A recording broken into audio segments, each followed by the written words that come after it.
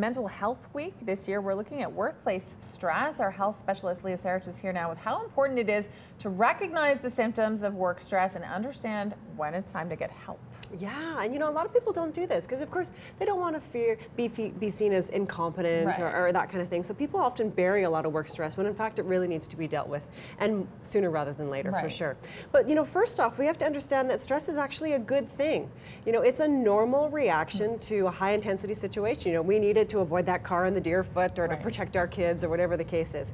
But when it becomes something that's chronic, so something that's long-lasting, this is not good. So this is not a good situation. I spoke with Morgan Craig-Broadwith. She's the manager of workplace mental health at the Calgary Mental Health Association, and she basically outlined some of those early warning signs of when this workplace stress is just becoming a bit of a problem.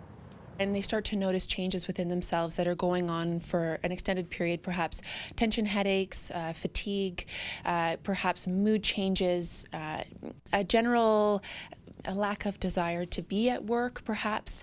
And I think they need to recognize and acknowledge when you're feeling that way and honor those feelings and perhaps start to come up with ways to address that. Right, so that makes sense. That doesn't make sense, right? Yeah. So once I think, okay, I got to address this, there might be something going on here. And again, the ballpark time frame that Morgan comes up with is about 2 to 3 weeks. So if this has been going on unrelenting and it's feeling unbearable and this has been going on for 2 to 3 weeks, then it's really time to start looking at ways to get some help.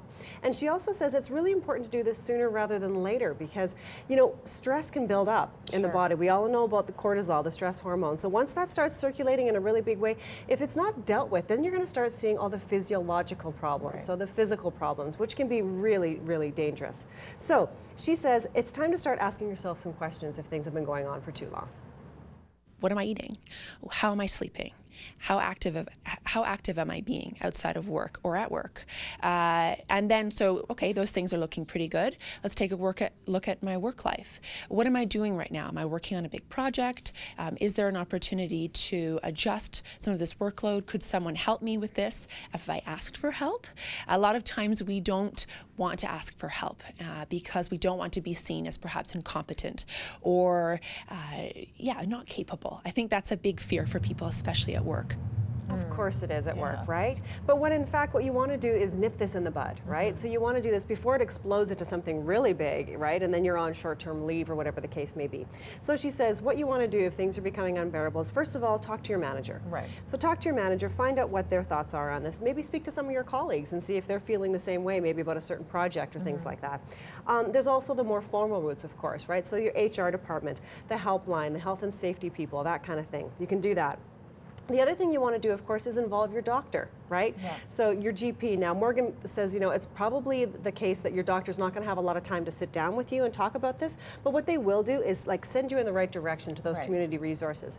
And let's be clear, once your manager knows what's going on, once your family doctor knows what's going on, then they can help you. Okay, but from an employer's perspective, I mean, I don't know how well-versed employers generally are on this particular issue. It seems like we're just starting to gain this, right? Exactly. I asked Morgan that very question, and she says, things are changing, and they're changing rapidly, which is good.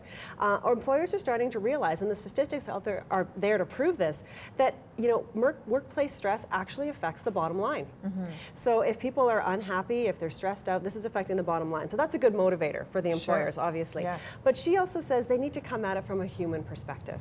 So the employees need to understand that, as an employer, we encourage our employees to be healthy and both mentally and physically. So they need to understand it. And if employees really feel that, then they're likely to access some of those opportunities for help. This is very, very good advice. It is, all for Mental Health Week. Yes.